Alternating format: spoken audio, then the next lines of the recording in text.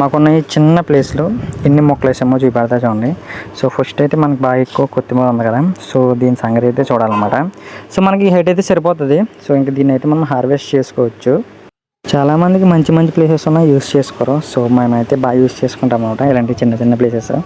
So ఈ కొత్తిమీర వస్తుంటే మాత్రం స్మెల్ వస్తుంది, చాలా అంటే చాలా బాగుందన్నమాట, ఫ్రెష్గా. సో అంటే ఏ మెడిసిన్ అలాంటివి ఏమి వేసినాయి కాదు కదా. సో కింద అయితే బ్లాక్ సాయిల్ అనమాట.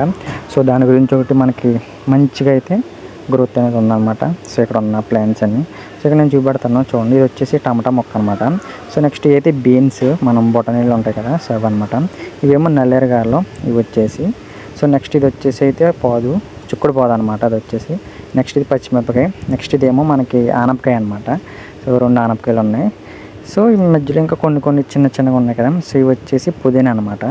సో మొత్తం మనం కోసిన కొత్తిమీర వచ్చేసి ఇది. ఇలాంటి వీడియోస్ కోసం మన ఛానల్ సపోర్ట్ చేసి సబ్స్క్రైబ్ చేసుకోండి.